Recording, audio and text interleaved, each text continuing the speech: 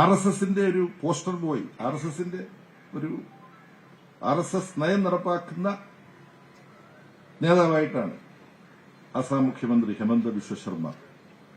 കോൺഗ്രസിന്റെ അവിടുത്തെ ഏറ്റവും പ്രധാന നേതാവായിരുന്നു. അത് കേരളത്തിലും വളരെ പ്രധാനമാണ് അത് ഓർക്കുന്നത്. കാര്യം ഇന്നത്തെ കോൺഗ്രസ് നേതാവ് നാളെ RSSന്റെയും BJPയുടെയും നേതാവായി മാറുന്നുണ്ടെന്നുള്ള കാര്യം കേരളത്തിൽ വളരെ പ്രസക്തമാണ്. പക്ഷേ ഹേമന്ത ബിശ്വ ശർമ്മ എന്താ ഇവിടെ ചെയ്തുകൊണ്ടിരിക്കുന്നത്? ന്യൂനപക്ഷങ്ങൾ ഉള്ള ഒരു നാടാണ്. കേരളത്തിലുണ്ട് ന്യൂനപക്ഷങ്ങൾ. ആ ന്യൂനപക്ഷങ്ങൾക്കെതിരായിട്ടുള്ള പരസ്യമായ വംശഹത്യയ്ക്ക്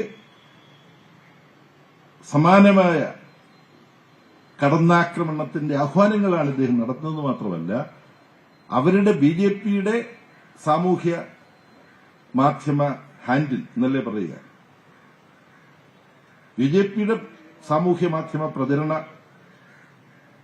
സാമഗ്രിയുടെ ഭാഗമായി കൊടുത്തിട്ടുള്ള ഒന്ന്, ഈ ഹേമന്ത ബിശ്വ ശർമ്മ തോക്ക് ഉപയോഗിച്ച് വെടിവെക്കുന്നു.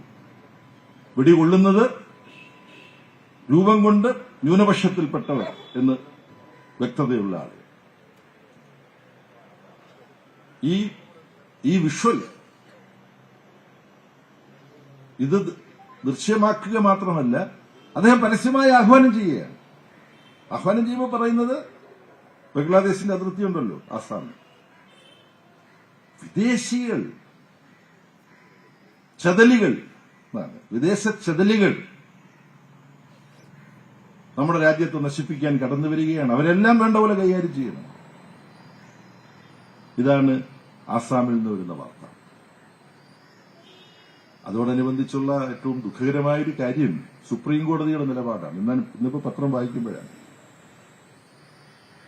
നമ്മൾ പാർട്ടി ആലോചിച്ചിട്ട് സുപ്രീം കോടതിയിൽ കേസ് കൊടുക്കാൻ തീരുമാനിച്ചു. കാരണം ഇത് മുഖ്യമന്ത്രി സ്ഥാനം, മന്ത്രിസ്ഥാനവും MLA സ്ഥാനവും ഒക്കെ ഏറ്റെടുക്കുമ്പോൾ ഒരു സത്യപ്രതിജ്ഞയുണ്ട്, ഭരണഘടന മുറുകെ പിടിച്ചുകൊള്ളാം എന്നുള്ളത്. ആ ഭരണഘടന മുറുകെ പിടിച്ചുകൊള്ളാമെന്നുള്ള പ്രതിജ്ഞയുടെ ലംഘനമാണ് ഈ ഹേമന്ത ബിശ്വ ശർമ്മ ആസാമിൽ നടത്തിയിരിക്കുന്നത്. അപ്പോൾ ഭരണഘടന ലംഘനം നടത്തിയിരിക്കുന്നു, സത്യപ്രതിജ്ഞ ലംഘനം നടത്തിയിരിക്കുന്നു. യഥാർത്ഥത്തിൽ അറസ്റ്റ് ചെയ്ത് ജയിലടയ്ക്കേണ്ട ആളാണ് ആസാമിലെ ഇപ്പോഴത്തെ മുഖ്യമന്ത്രി ഹേമന്ത ബിശ്വ ശർമ്മ.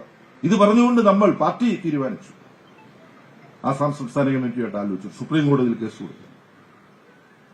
മറ്റിടതുപക്ഷ പാർട്ടികളുമായിട്ടും വ്യക്തികളുമായിട്ടും ഒക്കെ നമ്മൾ ബന്ധപ്പെട്ടു. സുപ്രീം കോടതി ഇന്നലെ പറഞ്ഞത് ഇന്നത്തെ പത്രത്തിലുണ്ട്. അതങ്ങനെ ഒരു കേസെടുക്കേണ്ട ഒരു കാര്യമായിട്ടൊന്നും തോന്നുന്നില്ല. അത് നമ്മുടെ രാജ്യത്തിന്റെ വലിയൊരു തകർച്ചയാണ്. പണ്ട് TN ശേഷൻ ഇലക്ഷൻ കമ്മീഷണറായിട്ട് ഒറ്റയ്ക്ക് ഇരുന്നപ്പോൾ നമുക്കറിയാം, തെരഞ്ഞെടുപ്പ് ചട്ടങ്ങൾ ലംഘിക്കുന്നുവെന്ന് കണ്ടാൽ ആരെയും പിടികൂടുമായിരുന്നു. ഇപ്പോഴോ നരേന്ദ്രമോദിയോടും അമിത്ഷായോടും ചോദിച്ചിട്ട് മാത്രമേ, കേരളത്തിൽ അവമാനമാണ്. കേരള കേഡർ IAS ഓഫീസറായിരുന്ന ആളാണ്, എന്താണ്, ഗാനേഷ് കുമാർ, ഇപ്പം ചീഫ് ഇലക്ഷൻ കമ്മീഷണറായിരിക്കും. സാങ്കേതിക മലയാളിയല്ല, പക്ഷെ കേരള കേഡർ IAS ഓഫീസർ. ഇവിടെ PWD സെക്രട്ടറി ആയിട്ട് ഇരുന്നിട്ടുള്ള കാര്യങ്ങളൊന്നും ഞാനിപ്പോൾ പറയുന്നില്ല ഈ വേദി വെച്ചു. അദ്ദേഹം, ഞാൻ പറഞ്ഞപ്പോൾ തെറ്റിപ്പോയി, അമിത്ഷായും മോഡിയും അമിത്ഷായും പറയുന്നത് മാത്രമല്ല, നാഗ്പൂരിലിരിക്കുന്ന മോഹൻ ഭഗത്ത് പറയുന്നതും കേട്ടിട്ടാണ് ഈ ഗാനേഷ് കുമാർ പെരുമാറുന്നതെന്ന് വേണം ഈ സ്പെഷ്യൽ ഇന്റൻസീവ് റിവിഷൻ എന്ന് പറഞ്ഞുകൊണ്ട് special intensive removal from the voters list അതാണ് നടത്തിക്കൊണ്ടിരിക്കുന്നത്.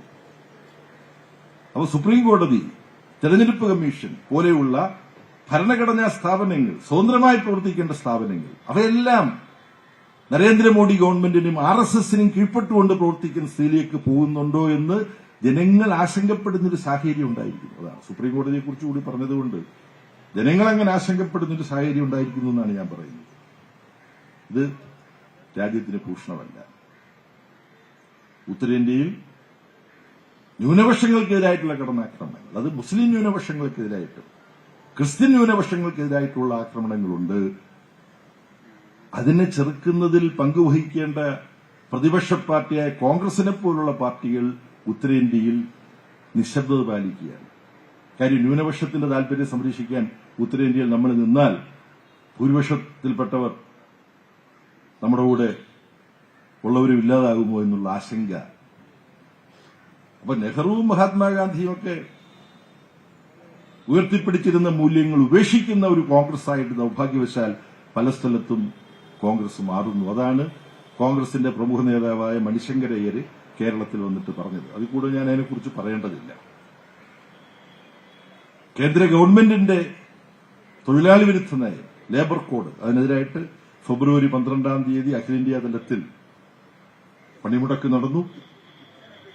അത് വിജയിപ്പിച്ച തൊഴിലാളികളെയും സംയുക്ത കിസാൻ മോർച്ച, ബാക്കി സംഘടനകൾ അവരെയെല്ലാം അനുമോദിക്കുന്നതോടൊപ്പം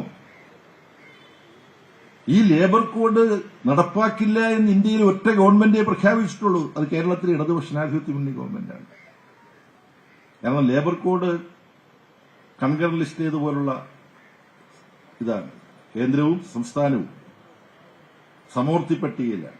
സംസ്ഥാനങ്ങളും തൊഴിലാളികളുടെ അവകാശങ്ങളുമായി ബന്ധപ്പെട്ട നിയമനിർമ്മാണത്തിന്റെ അവകാശവും തർക്കം വന്നാൽ കേന്ദ്ര നിയമമാണ് പ്രാബല്യത്തിലുള്ളത്.